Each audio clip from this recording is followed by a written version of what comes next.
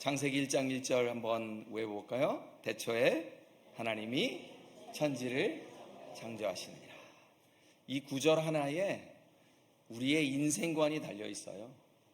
하나님은 천지를 창조하신 분이시고 우리는 하나님께서 창조하신 피조물이다.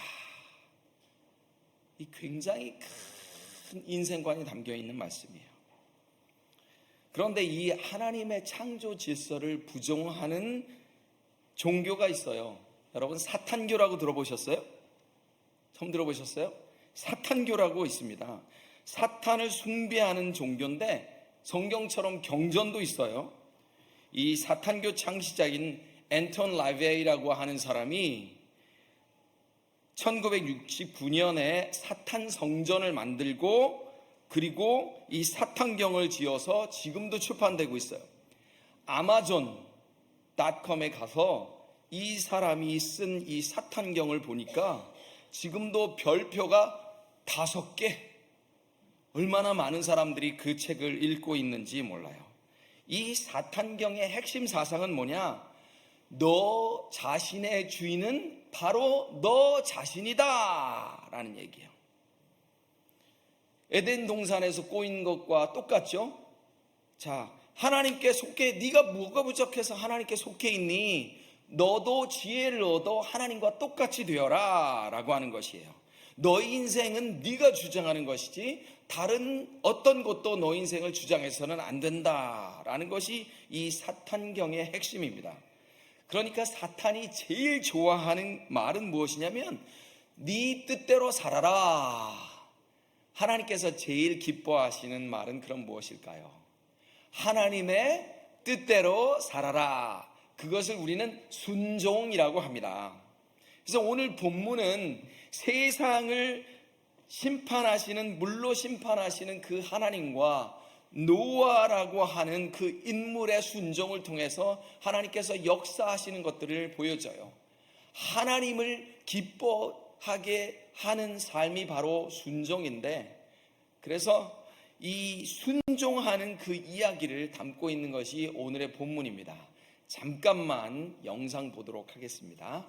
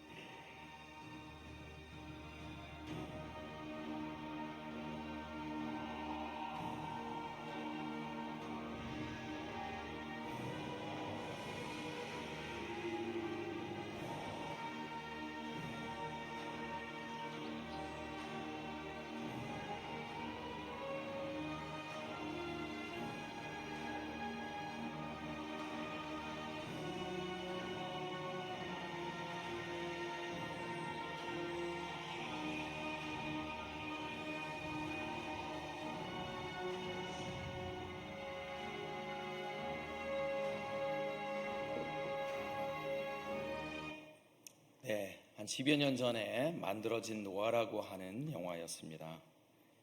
우리가 흔히 하나님께서 물로 심판하시고 노아가 방주를 만들고 방주에 들어가서 살게 되었다, 이렇게 알고 있는 이 스토리에는 정말 많은 영적인 의미가 담겨져 있습니다. 하나님의 명령에 따라 방주를 제작하게 되어지는데 정말 많은 어려움이 있었어요. 그러나 그에 따른 엄청난 축복이 있었습니다.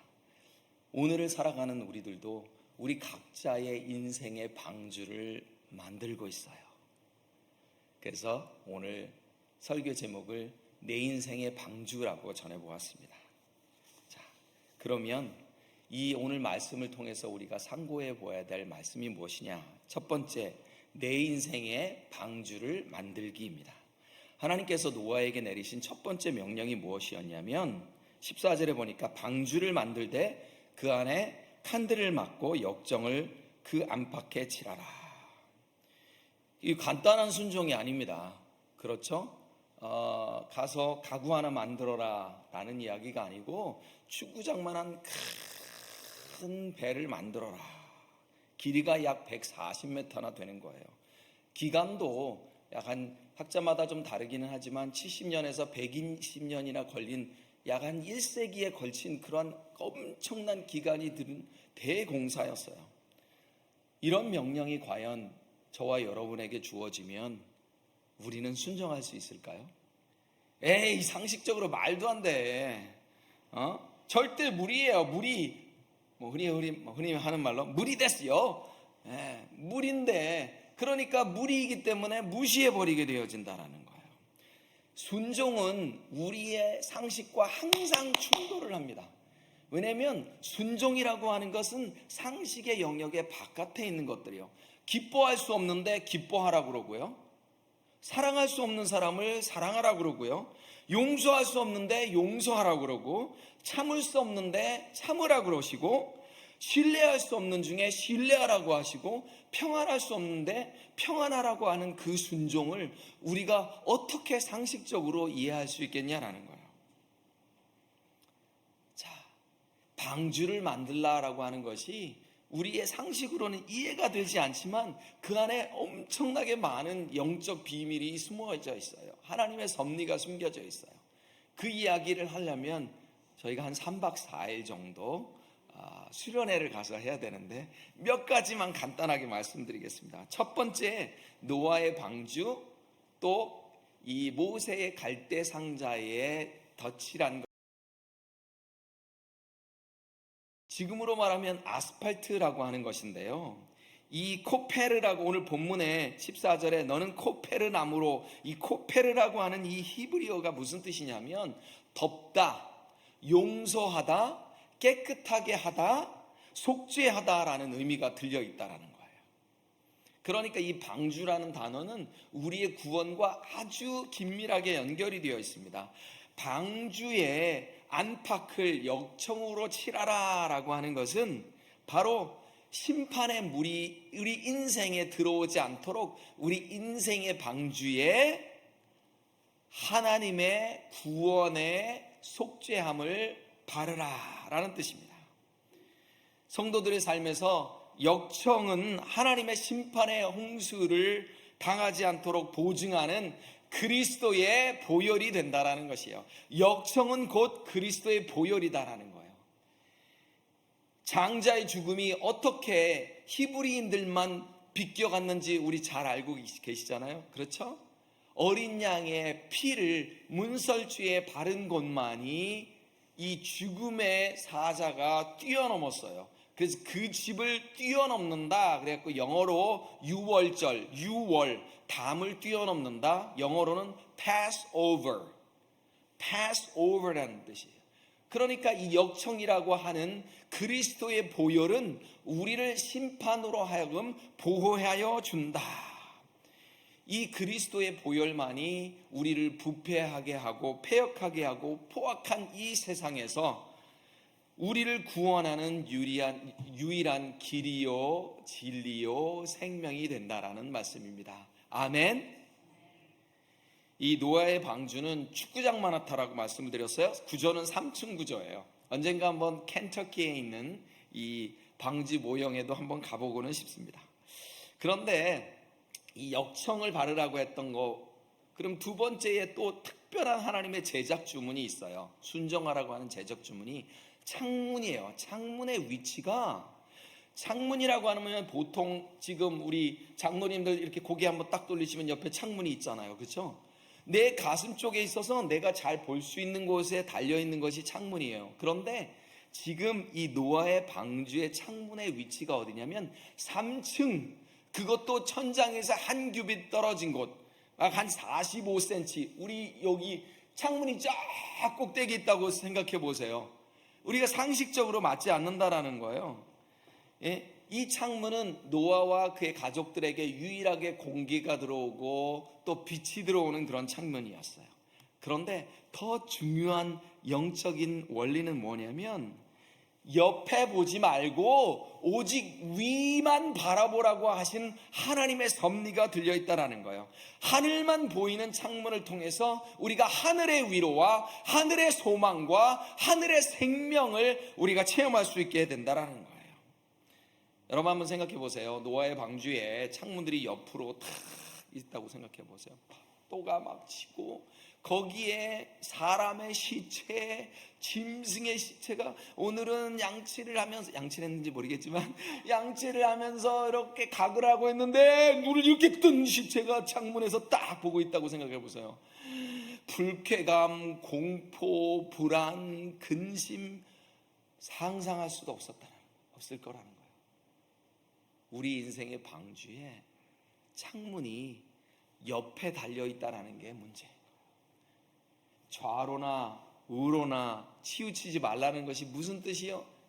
자꾸 뒤돌아보지 말고 옆돌아보지 말라라는 거예요. 우리는 자꾸 세상을 향하여 옆에 뚫린 창문으로 자꾸 바라보니까 근심이 있고 걱정이 있다라는 거예요. 세상으로 열린 이 창문을 닫아야 하늘로 열린 창문을 볼 수가 있다라는 것입니다.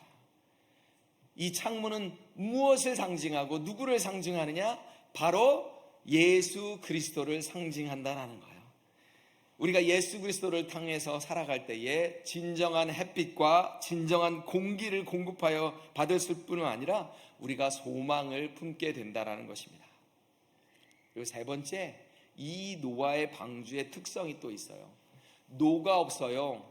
닻이 없어요. 돛도 없어요. 방향을 움직일 수 있는 키도 없어요. 하나님께서 노아에게 방주를 만들라고 하시면서, 자, 이제부터 방주를 만들면 이렇게 운용하도록 해, 조종은 이렇게 하도록 해, 이렇게 정박하도록 해, 어떠한 지침도 내리지 않으셨어요. 전진을 위해서는 이렇게 해야 돼, 항해를 위해서는 이렇게 해야 돼, 서고 싶으면 이렇게 해야 돼. 아니요. 홍수가 1년 10일 동안 있을 때에 방주를 타고 있던 노아와 그의 자녀들이 취할 수 있는 행동은 하나도 없었다라는 거예요. 무슨 말일까요? 그냥 바람 부는 대로, 물결 치는 대로, 어떨 때는 빠르게, 어떨 때는 느리게, 어떨 때는 그냥 멈추어 있으라라는 뜻입니다. 사람은 누구나 다 자기 마음대로 하고 싶어요. 누가 내 의견에 반기를 들면 아무것도 아닌 일인데 화가 나요. 자존심 상하고 내가 무시당하는 것 같고, 내 인생이 다른 사람에 의해서 움직이는 것 같으면 얼마나 싫고 짜증나는데, 더군다나 보이지도 않는 하나님의 손에 의해서 움직인다, 너무 싫어한다는 거예요. 특히 내 인생의 파도가, 거센 파도가 밀어칠 때에는 더욱더 그렇다라는 거예요. 그러나 우리 성도들은 완벽한 항해자이신 예수 그리스도께 우리의 인생의 방향키를 맡겨드리시기를 바랍니다. 우리 삶에 일어나는 모든 일들은 다 현재 진행형이에요. 과거에 내가 이런 수술을 받았어, 이런 일들이 일어났어, 모두 현재 진행형이에요. 무슨 뜻이냐는 거예요. 우리의 삶이 지금 비극처럼 보이지만 그것이 끝이 아니고, 바로 항해사로서 계시는 우리 예수님께서 우리의 방주를 움직이실 때에 우리의 인생의 방주를 움직이고 계시다라는 거예요. 와, 끝날 것 같지도 않고 이 힘들과 어려움이 정말 터널이 보이지 않는 캄캄한 것처럼 보일지라도 우리 인생의 방주인 예수님께 우리의 삶을 의탁하면 그분께서 최선의 삶으로 우리를 인도하신다라는 거예요. 교회나 가정에서 내가 원하는 대로 내가 원하는 방식으로 하면 항상 문제가 생깁니다. 교회나 가정에서 우리 하나님을 믿는 사람들은 하나님의 방법대로 방식대로 사시기를 축복합니다. 그러면 하나님의 방식이 무엇이냐라는 거예요. 하나님의 방식. 오 목사님이 주일마다 설교를 하시는데 어떤 게 하나님의 방식일까? 하나님의 방식은 의외로 심플합니다.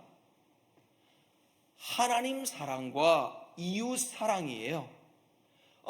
지금 내가 하고자 하는 이 방법과 방식이 하나님을 사랑해서 나온 방식인지 아니면 이웃을 살리고 이웃을 섬기고 하는 방식인지 하면 틀림없습니다. 틀림없어요. 하나님을 사랑해서 하는 동기와 이웃을 사랑하고 형제자매를 사랑하는 동기가 아니고 하는 모든 방식은 결국은 내 고집과 내 자존심과 내 방식이 되어지기 때문에 반드시 시험에 들 수밖에 없다는 거예요. 우리 인생의 역청 되시고 창문 되시고 또 항해자 되신 우리 예수 그리스도의 뜻대로 우리의 인생의 방주를 만드는 저와 여러분이 되시기를 간절히 축복합니다. 두 번째로는 내 인생의 방주에 들어가기입니다. 방주가 완성이 되어졌을 때 하나님께서 노아에게 들어가라고 명령하십니다. 18절을 같이 읽겠습니다. 시작. 너는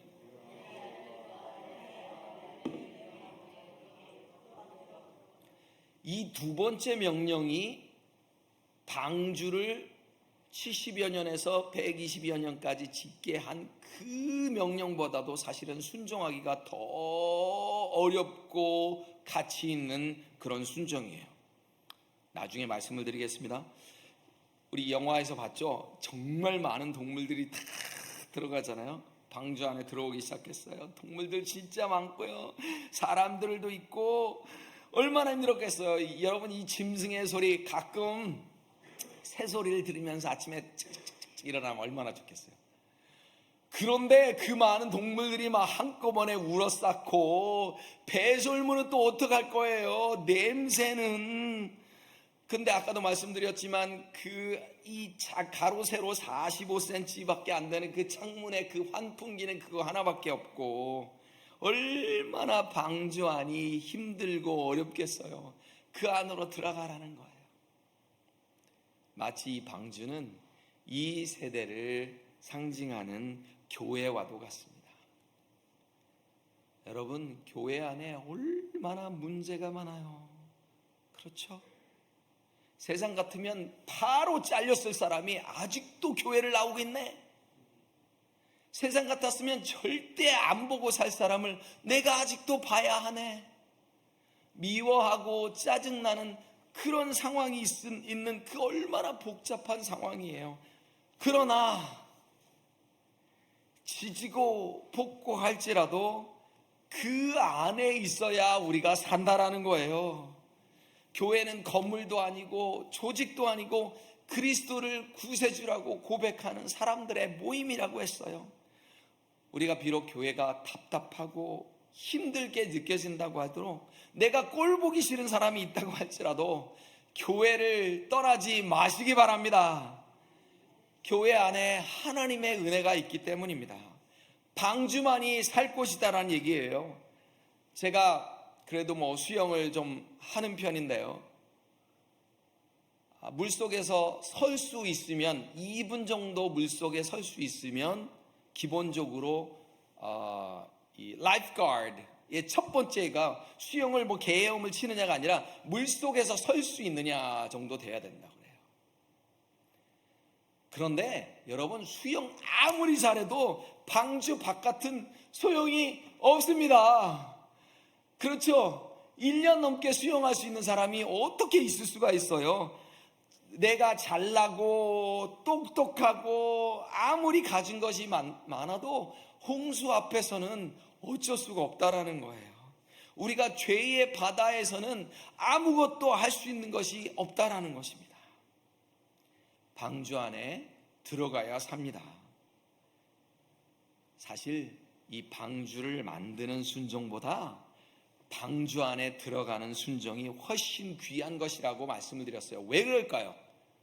한 10초만 생각해 보세요. 그냥 들어가면 되는 거 아니야? 여러분, 방주를 만들었다고 내가 구원을 받습니까? 아니죠. 방주에 들어가야 내 생명이 보존이 되는 거예요. 아멘. 교회를 대리석으로 지하철과 연결되게 아무리 화려하게 만들었다고 할지라도 내가 그곳에 들어가서 하나님을 예배하지 않으면 아무 소용이 없다라는 거예요. 그래서 방주를 은혜의 장소라고 합니다. 복받는 장소가 방주 아니에요. 냄새나고 소리 들리고 막 그렇다고 할지라도 방주 안이 복받는 장소라는 거예요. 성도의 구원은 오직 예수 그리스도 밖이 아니라 예수 그리스도 안에만 있다라는 것입니다. 예수님은 이 땅에 우리의 방주로 오셔서 우리가 방주로 들어올 때만이 살 수 있는 생명을 허락하셨다는 거예요. 내 방주에 들어간다라는 그 포인트에 아주 중요한 영적 포인트가 또 있어요. 노아는 방주만 만들지 않았어요. 창세기에는 기록되어 있지 않지만 베드로후서 2장 5절에 보니까 이 노아를 베드로후서 2장 5절에 어떻게 표현하고 있냐면 의를 전파하는 노아다. 무슨 뜻이에요? 곧 심판이 다다를 것이다. 복음을 전하고 의를 선포하였다라는 얘기예요. 계속해서 끊임없이 계속 만들었지만 너희들 이 방주 안에 들어와야 산다, 들어와야 산다라고 구원을 선포했다라는 거예요. 이 당시 사람들은 이 구원의 기회를 놓친 사람들이에요. 그러나 하나님은 이 구원의 기회를 또 주시는 분이세요. 오래 참으시는 분이에요. 당장 들어가라고 하시면서 바로 비를 내리지 아니하시고 7일을 또 기다려주시는 분이세요.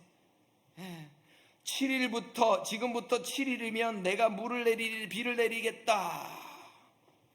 최후의 순간까지 들어오면 살겠다라고 하는 또 7일의 유예기간을 주세요.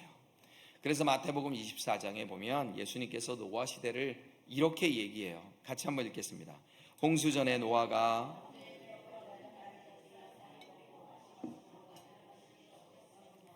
홍수가 나서 그들을 다 멸하기까지 깨닫지 못하였으니 인자의 맘도 이와 같으니라. 먹고 마시고 장가가고 시집가고 대학 들어가고 직업 얻고 결혼하고 애 낳고 이런 일들에 집중하다 보니까 결국은 구원의 기회를 놓쳤다라는 얘기예요. 여러분 한번 생각해 보세요. 이게 방주가 완성 딱 되었으면 이제 비가 와야 되잖아요. 그런데 7일이라는 시간, 그동안 거의 1세기에 가깝도록 그렇게 조롱을 받으면서 배를 만들었는데 이제 배가 완성이 되었어요. 수많은 조롱과 멸시를 당하면서 배를 만들었는데 문이 닫혔는데도 불구하고 7일 동안 비가 내리지 않았을 때 과연 노아와 노아의 가족들은 어떤 생각을 했을까요? 방주 밖에 있는 수많은 사람들의 조롱과 멸시가 더 과격해졌을 거야. 하하하하 웃으며 그렇게 멀쩡한 세상을 놔두고 방주 안에 갇혀있는 그들을 보면서 얼마나 조롱을 했겠냐라는 거예요. 세상 사람들의 보기에는 노아와 그의 가족들이 얼마나 어리석게 보였겠어요. 만약에 딱 문이 닫히자마자 바로 눈앞에 먹구름이 몰려오고 번개가 치고 또 이 천둥과 번개 사이에 시간이 지나니까 천둥 소리가 치고 막 바람이 몰려오고 비가 오기 시작했다면 사람들이 급하게 나도 들어가게 해주세요, 나도 들어가게 해주세요 라고 했을지 모르겠지만 7일을 하나님께서 더 기다리고 라고 하시니 와, 이 노아의 가족들의 마음은 어떻겠을까요? 7일을 더 견뎌야 했다라는 거예요. 하나님의 의를 전파하는 것은 옛날이나 지금이나 다 이렇게 조롱받고 멸시받는 일입니다. 그렇지 않았다면 예수님께서 가시면류관과 십자가의 모습으로 오시지 않았을 거예요. 그렇죠?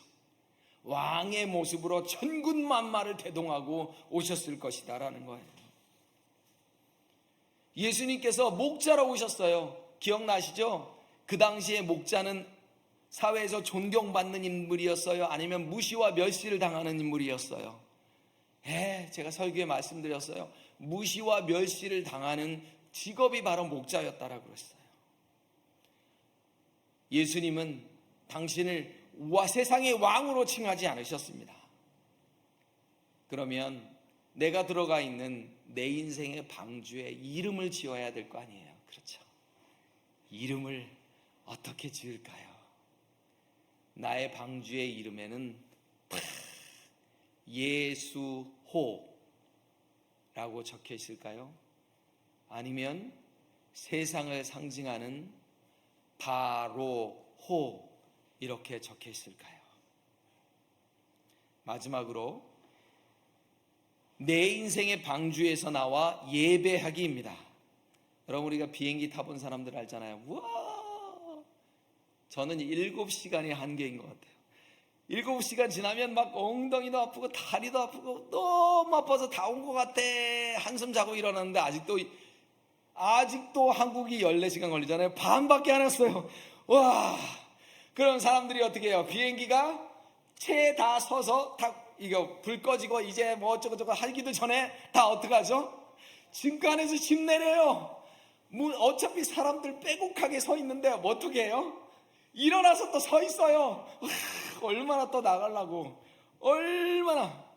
여러분, 하나님께서 노아에게 지금 이 시점에서 소원을 물으셨다면 노아가 뭐라 그러겠어요? 하나님, 제발 빨리 좀 나가게 해주세요 라고 답했을 거예요. 예? 노아의 마음이 여러분 느껴지십니까? 그래서 까마귀도 보내고 비둘기도 보내면서 나갈 수 있는 날을 고대하고 있었어요. 그날이 온 것 같아요. 예. 땅을 보니 물이 다 말라버린 것 같았어요. 얼마나 기뻤을까요? 그런데 노아는 방주에서 나가지 않습니다. 방주에서 나가지 않아요. 왜요? 아직 나가라 라고 하는 하나님의 명령이 들리지가 않았어요. 물이 거친 후에도 57일이라는 기간 동안 더 머물라라고 말씀을 해요. 들어가라 라고 하신 말씀이 아직 나가라 라고 하는 명령이 떨어지지 않으니까 노아는 기다리는 거예요. 드디어 세 번째 명령이 떨어집니다. 창세기 8장 15절 16절을 보니까 방주에서 나와라. 노아는 하나님보다 앞서지 않았다라는 거예요. 나오라는 명령이 떨어지자 나오게 됩니다. 그래서 이 57일간의 인내를 순종의 인내다 라고 이야기하고 싶고요. 이 하나님의 때를 기다리는 이 순종이야말로 최고 난이도의 가장 어려운 순종이다라는 거예요. 여러분, 사실은 기다리는 것이 믿음입니다. 아멘. 진짜 문제는 이제부터 시작이 되어지는 거예요. 출애굽한 이스라엘 백성들이 홍해를 딱 건너서 애굽의 종살이를 마쳤을 때 바로 가나안으로 들어가지 아니하고 하나님께서는 40년이라고 하는 그러한 훈련 기간을 두셨다라는 거예요. 초대교회 성도들이 날마다 순간마다 외쳤던 마라나타, 우리 주님이시여 어서 오십시오 라는 말로 항상 외치며 기다렸다라는 거예요. 우리의 인생에는 우리 또한 각자의 인생의 방주가 있습니다. 그곳에서 기다리며 우리가 살아야 한다라는 거예요. 기다려야 열매를 맺는다라고 하는데 창세기 8장 17절 같이 한번 읽겠습니다. 하나님께서 방주에서 나오라고 하신 이후에 뭐라고 말씀하시냐면 땅에서 생육하고 땅에서 번성하라. 창세기 8장 17절에 땅에서 생육하고 땅에서 번성하라라고 얘기해요. 어디서 많이 들어본 말씀 아니에요? 언제 들어봤어요? 하나님께서 인간을 창조하시고, 그죠? 에덴 동산을 생육하고 번성하라. 새 하늘과 새 땅을 맡기셨다라는 거예요. 처음 하나님께서 이 세상을 창조하시고 인간에게 맡기셨던 그 축복을 지금 내리시겠다라는 거예요. 기다리는 자에게 하나님께서 그 축복을 내리신다라는 것입니다. 노아가 방주에서 가장 먼저 한 일이 있어요. 무엇일까요? 8장 20절에 보니까 같이 한번 읽겠습니다. 노아가 여호와께 제단을 쌓고 모든 정결한 짐승과 모든 정결한 새 중에서 제물을 취하여 번제로 제단에 드렸더니, 무슨 말이에요? 예배를 드렸다라는 거예요. 저와 여러분 같으면 방주에서 나온 후 가장 무슨 일을 했을 것 같습니까? 우리가 며칠 휴가만 다녀와도 제일 먼저 무슨 일을 해요? 창문 열고 환기하고 청소하고 밥하고 또 휴가에서 갖고 온 빨래하고 이러지 예배를 드리지는 않는다라는 거예요. 여러분, 방주에서 나온 그 모습을 한번 상상해 보세요. 정말 처참했을 거예요. 냄새나고 폐허로 변했어요. 여러분, 그런 얘기 했잖아요. 불이 난 곳에서는 뭐라도 건질 게 있어요. 그죠? 뭐 가족 사진이라도 건질 게 있는데 수마가 훑고 지나간 자리는 진짜 아무것도 건질 게 없어요. 지상에 있는 모든 생명들이 물에 잠겨 죽고 세상에는 온갖 동물과 사람의 시체들이 즐비한 곳에서 이 노아가 하나님께로 와서 하라고 한 것도 아닌데 노아가 가장 먼저 자발적으로 선택한 것이 무엇이냐? 하나님께 제단을 쌓고 예배를 드리는 거예요. 이때가 바로 제단이라는 단어가 성경에 제일 먼저 나오는 순간이에요. 제단이라고 하는 것은 뭐냐면 정기적으로 규칙적으로 하나님을 예배하였다라는 뜻입니다. 왜 그랬을까요? 하나님, 수많은 시체들을 보면서 아이고 냄새하지 않고 제가 바로 저 자리에 누워 있어야 할 바로 그 사람입니다. 그런데 하나님, 제가 썩은 시체가 되지 아니하고 썩은 시체의 냄새를 맡게 하시니 감사합니다 라고 그렇게 하나님의 은혜로 살았다는 고백을 지금 하고 있다는 거예요. 하나님께서 노아의 제사를 받으셨을까요? 안 받으셨을까요? 받으셨습니다. 축복의 약속을 하십니다. 창세기 8장 21절 같이 읽겠습니다. 여호와께서 그 향기를 받으시고 땅을 저주하지 아니하리니 이는 사람의 마음이 계획한 바가 어려서부터 악함이라. 내가 전에 행한 것 같이 모든 생물을 다시 멸하지 아니하리니. 다시는 사람으로 말미암아 땅을 저주하지 않겠다. 이것이 뭐예요? 예배의 축복입니다. 한번 따라해 보시겠어요? 예배의 축복. 하나님은 우리의 예배를 받으시고 하나님의 진노를 멈추시는 분이시다라는 거예요. 무슨 말이냐? 우리가 예배를 잘 드릴 때 환난이 축복의 기회로 바뀌어진다는 거예요. 아멘. 예배를 드리는 사람을 하나님께서 가장 기뻐하십니다. 하나님께서 찾으시는 사람이 누구예요? 목사를 찾으실까요? 판검사를 찾으실까요? 변호사를 찾을까요? 의사를 찾을까요? 교사를 찾을까요? 비즈니스맨을 찾을까요? 누구를 찾을까요? 바로 예배자를 찾고 계시다는 거예요. 여러분, 저도 이 설교를 준비하면서 계속 하나님께 저희 죄를 고백하는 시간을 가졌어요. 나의 인생관은 어땠나? 나의 자녀 교육관은 어땠나? 나의 가치관은 어땠나? 나는 과연 나의 아들에게 과연 무엇을 심어줬는가? 여러분, 우리 그런 말 하잖아요. 아이고, 얘가 가르치도 않았는데 어떻게 그걸 나한테 배우냐? 가르쳤어요. 어떻게 해요? 무의식 중에. 저희 아들하고 저하고 이제 시간을 둘만 보내면서 아주 저렴한 그로소리 스토어에 들어갔어요. 저하고 저희 아들은 달러 스토어 같은 데 가는 데를 진짜 좋아하거든요. 그래서 우리 외식하자라고 갔는데 아니야. 거기에서 싼 것들을 사갖고 먹으면 우리가 외식하는 것보다 며칠씩 식량을 얻을 수 있어 라고 서로 합의해가지고 이렇게 막 살고 오는데 우리 아들이 그러는 거야. 아빠 고마워요. 뭐? 나한테 이렇게 돈을 아끼고 절약하는 것을 가르쳐줘서. 그래서 내가 그랬어. 아빠 가르쳐준 적이 없는데? 내가 아빠 보고 배웠지. 그게 좋다 나쁘다의 개념은 아니에요. 자녀는 내가 살아가는 그 길을 통해서 배우게 된다라는 거예요. 그런데 어떻게 했을까요?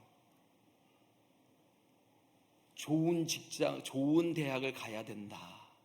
그래야 네가 좋은 직장을 얻어. 그래야 네가 좋은 집을 얻어. 여러분, 우리가 우리 자녀들에게 그런 것들의 가치관을 심어주며 살아가지 않았나요? 얘야, 아들아, 딸아, 다 부수적인 것들이야. 나는 너가 하나님을 예배 잘 드리면 좋겠어. 우리가 이렇게 가르치며 살아왔냐라는 거예요. 제가 정말 단언합니다. 정말로 저의 예언은 틀릴 수가 없어요. 저와 여러분은 반드시 죽게 됩니다. 그리고 하나님 앞에 서게 될 것입니다. 하나님께서 묻습니다. 선영아, 너는 어떤 사람으로 살았니? 제 인생 열심히 살았어요. 뿌리잡을 뛰며 최선을 다해서 하나님께서 주신 인생을 살았어요. 잘했다. 그렇게 끝나면 될까요? 하나님, 제가 잘 나가는 직장 그만두고 제가 신학생들 박봉에 가르쳤어요. 잘했다. 그것이 하나님께서 듣고자 하는 대답이 아니에요. 하나님께서 듣고자 하시는 대답은 뭐예요? 하나님, 저는 무엇으로 살았어요? 예배자로 살았습니다. 아멘. 목사라고 전도사라고 다를 바가 없습니다. 혼초가 들어왔어요. 예수 잘 믿는데 약간 세상에서 가진 것이 없고 못 나가. 예수 별로 안 믿는데 집안이 잘 나가. 아버지, 제가 어떤 곳에 마음을 두고 어떤 사람을 내 신랑으로 맞이해야 될지 모르겠어요. 예수야 나중에 잘 믿게 하면 되지. 그게 우리의 인생이다. 여러분, 우리가 예배를 드린다라는 표현을 하잖아요. 예배는 뭔가 받으러 오는 것이 아니에요. 은혜 받으러 예배를 드리면 그것이 우리가 잘못된 선택이다라는 거예요. 아니요, 내가 은혜 받으려고 하는데 아이고 성가대에 온 그분의 목소리가 왜 이렇게 거슬려. 내가 은혜 받으려고 하는데 오늘따라 목사님 목소리가 왜 이렇게 쉬었어. 내가 은혜 받으려고 하는데 에어컨은 왜 안 나와. 내가 은혜 받으려고 하는데 왜 보자마자 시비를 걸어. 내가 은혜 받으려고 하는 데가 문제예요. 제가 그랬어요. 아니요, 예배는 하나님께 드리는 것이지 내가 하나님께 무엇을 받으려고 하는 것이 아니다라는 것입니다. 설교가 왜 이렇게 힘이 없어? 목사님 왜 이렇게 오늘따라 소리를 더 지른데? 은혜 받으려고 하는데? 내가 무언가를 받으려고 하면 나도 모르게 불평이 생기고 불만이 생긴다는 거예요. 우리가 하나님께 감사를 드리고 찬양을 드리고 그런 마음으로 예배를 드려야 우리의 기도도 달라지고 우리의 찬양도 달라지고 우리의 헌금 드리는 자세도 달라진다는 거예요. 내 인생의 방주에서 가장 먼저 나와 하나님을 예배하는 저와 여러분이 되시기를 축복합니다. 자, 말씀의 결론을 맺습니다. 여러분은 하나님의 명령에 순종하는 것이 정말 어렵습니다. 노력과 희생과 수고가 필요하고요. 사람들의 비난과 조롱과 손가락질이 따를 수도 있습니다. 외롭기도 하고 힘들기도 하고 좁은 길일 수도 있습니다. 그러나 그 길이 축복의 길인 것을 믿으시기 바랍니다. 지금 내 삶에 어려움이 있습니다. 지금 내가 냄새나는 방주 안에 있는 것 같습니다. 하나님은 아무것도 안 하는 것 같습니다. 하나님께서 내 어려움에 어텐션을 주지 않고 계시는 것 같습니다. 응답하지 않고 계시는 것 같습니다. 하나님은 모르시는지 모르는 척 하시는지 그런 것 같습니다. 그러나 우리 하나님은 내가 모르는 사이에, 내가 못 보는 사이에 열심히 주무시지도 아니하시고 졸지도 아니하시며 우리 인생의 방주를 운행하고 계시다라는 것입니다. 노아를 기억하셨던 그 하나님께서 우리를 기억하고 계시다라는 거예요. 이렇게 한번 해보세요. 하나님께서 다 안다, 다 안다, 알아. 조금만 기다려. Blessing is on the way. 축복이 지금 오고 있다.